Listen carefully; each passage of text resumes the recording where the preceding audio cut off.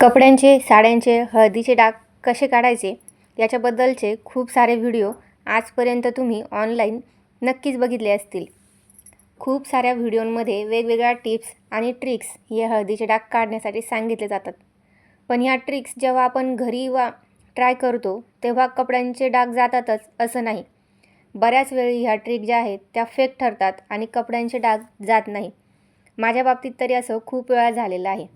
पण मी आज तुम्हाला हे हळदीचे डाग काढण्यासाठी जी ट्रिक सांगते आहे ती खूप उपयोगी आहे आणि गॅरंटेड आहे. मी तर खूप दिवसांपासून ही ट्रिक वापरते आहे. तुम्हीसुद्धा एकदा नक्की ट्राय करून पहा आणि आवडल्यास व्हिडिओला लाईक करा, चॅनलला सबस्क्राईब नक्की करा. तर इथे माझ्याकडे आज जी साडी आहे ती पार्टीवेअर साडी आहे आणि तिला खूप सारे हळदीचे डाग लागलेले आहे. पांढरट थ्रेडवर्क असल्याने हे हळदीचे डाग तर अजूनच जास्त उठून दिसत आहेत आणि ब्लाऊजलासुद्धा त्याच पद्धतीचे हळदीचे डाग लागलेले आहे. अशा प्रकारच्या साड्या ज्या आहेत त्या ड्रायक्लिनिंगसाठी लॉन्ड्रीमध्ये दिल्या जातात. पण तुम्ही घरीसुद्धा अशा प्रकारचे डाग काढण्याचा प्रयत्न करू शकतात. बऱ्याचदा असे डाग घरच्या घरीसुद्धा निघून जातात. पण जर हळदीमध्ये तेल मिक्स असलं तर मग हे डाग ह्या रेमेडीने जात नाहीत. तर याच्यासाठी अगोदर मी कपडा जो आहे तो साध्या पाण्याने खंगाळून घेते आहे. हळदीचे डाग असलेले कपडे शक्यतो हँडवॉशच करावे. त्याच्यासाठी कुठलाही डिटर्जंट वापरायचं नाही किंवा डिटर्जंट साबण वापरायचं नाही. त्याच्याने हळदीचे डाग निघण्याऐवजी अजून जास्त घट्ट होतात. सुरुवातीला जेवढी हळद ब्रशने निघू शकेल तेवढी वरचेवर काढून घ्यायचा प्रयत्न करायचा. जास्त गरम पाण्यामध्ये सुद्धा कपडे भिजवायची गरज नाही. जर व्हाईट कपडे असले तर आपण त्यांना ब्लीच करू शकतो, फॅब्रिक व्हाईटनर वापरू शकतो. पण साड्यांचे जर डाग काढायचे असले हळदीचे तर ते काढणं खूप अवघड असतं. पण ही रेमेडी याला लॉन्ड्री सोप किंवा बऱ्याच ठिकाणी काळा गोटा साबण किंवा मोती साबण असं सुद्धा म्हटलं जातं. हा साबण हळदीचे डाग काढण्यासाठी खूप उपयोगी आहे.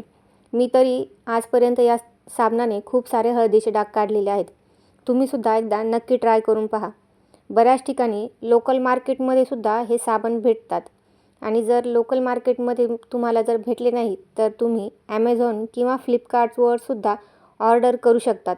तिथेसुद्धा हे साबण साध्या डिटर्जंट साबणाच्या तुलनेत खूप कमी किमतीमध्ये भेटतात. साबण लावून घेतल्याच्यानंतर हा कपडा जो आहे कमीत कमी 10 ते 15 मिनटासाठी असाच भिजू द्यायचा आहे. इतर कुठलाही डिटर्जंट पावडर वापरायचं नाही. फक्त ह्याच साबणामध्ये हा कपडा जो आहे 10-15 मिनटासाठी मी भिजवून ठेवणार आहे. जसं की पहिल्यांदा ब्लाऊजला साबण लावून घेतला खूप सारा आणि मग तो एका बाजूला ठेवून दिला. तसाच साडीलासुद्धा खूप सारा फेस होईल असा साबण लावून घ्यायचा आहे आणि तो सुद्धा 10 ते 15 मिनटासाठी ठेवून द्यायचा आहे. आणि त्याच्यानंतर मग हे कपडे जे आहेत ते साधे हँडवॉश करून घ्यायचे आणि कपडे धुतल्याच्यानंतर इथे पाहू शकता जे ब्लाऊजचे डाग आहेत ते बरेच कमी झालेले आहेत पण पूर्णपणे गेलेले नाही. कारण आपण याला जास्त हार्ड ब्रशचा पण वापर करू शकत नाही. कारण की थ्रेडवर्क आहे आणि साड्या खूप नाजूक असतात. त्याच्यामुळे त्यांना आपण जास्त घासू पण शकत नाही.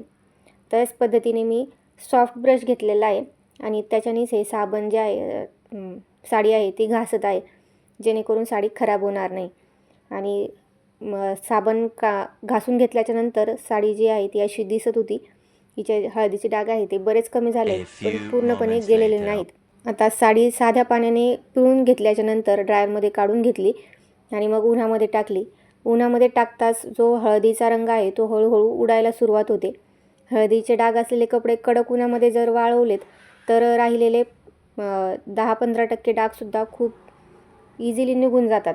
आणि जर एका वॉशमध्ये जर कपड्यांचे डाग निघाले नाही तर तुम्ही हीच मेथड जी आहे ती पुन्हा रिपीट करू शकतात. कारण की साड्यांना आपण जास्त घासूही शकत नाही आणि जास्त वेळ उन्हामध्येही ठेवू शकत नाही. त्याच्यामुळे हा जो साबण आहे तो आपण पुन्हा एकदा लावायचा आणि पुन्हा ही साडी जी आहे उन्हामध्ये 10-15 मिनटासाठी टाकू शकतो. पण या साडीचा जो हळदीचा डाग होता तो एका वॉशमध्येच पूर्णपणे गेलेला आहे. तर तुम्हाला व्हिडिओ कसा वाटला ते मला कमेंटमध्ये सांगा. आवडल्यास व्हिडिओला लाईक करा, चॅनलला सबस्क्राईब करा आणि ॲमेझॉन किंवा फ्लिपकार्टवर तुम्हाला जर पाहिजे असेल तर हा लॉन्ड्री सोप किंवा काळा गोटा साबण आहे तो नक्की ऑर्डर करून एकदा यूज करून पहा. थँक्यू.